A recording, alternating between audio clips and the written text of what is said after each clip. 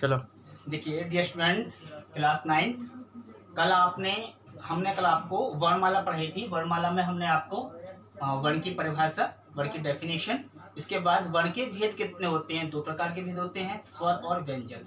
स्वर कितने प्रकार के होते हैं, 3 प्रकार के होते हैं, ठीक है। और स्वर में ह्रस्व स्वर, दीर्घ स्वर और प्लुत स्वर। ह्रस्व स्वर यानी कि 4 प्रकार का होता है, छोटा आ, छोटी, छोटा ऊ और ऋषि। दीर्घ स्वर हमारा 7 प्रकार का होता था, बड़ा आ, बड़ी ई, बड़ा ऊ, ए, बड़ी ए, छोटा ओ, बड़ा।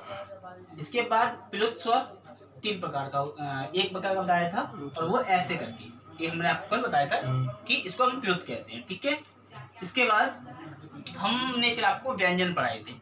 व्यंजन में कल मैंने आपको बताया था कि व्यंजन 4 प्रकार का है, जिसमें पहला व्यंजन है स्पर्श व्यंजन, जो कि 25 प्रकार का होता है। जय द्वारिकाधीश। 25 प्रकार का होता है, और 25 प्रकार में वह कवर्ग, चवर्ग, तवर्ग, टवर्ग और पवर्ग, 5 प्रकार के वर्गों में हमारा स्पर्श व्यंजन है। इससे आगे हम आज पढ़ेंगे आज की क्लास में तो अंतस्थ व्यंजन। अंतस्थ व्यंजन किसे कहते हैं, अंतस्थ व्यंजन क्या है, तो अंतस्थ व्यंजन होते हैं हमारे 4 प्रकार का, या, रा, ला और वा, ठीक है।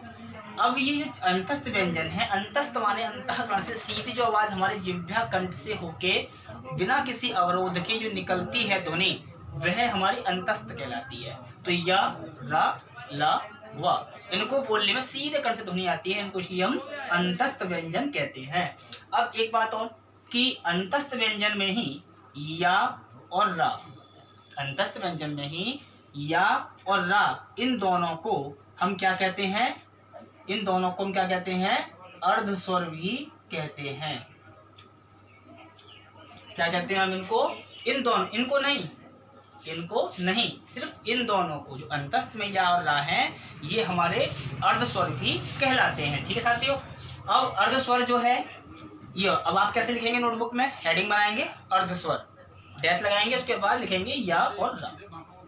उस व्यंजन वह होते हैं जिन वर्णों को बोलने में ऊष्मा अधिक लगे, ठीक है, गर्म वायु निकले मुख से, वह उस व्यंजन कहलाते हैं। जैसे स, सा, श और ह, सीटी वाला श, सा और श, ये, और बाद में ह।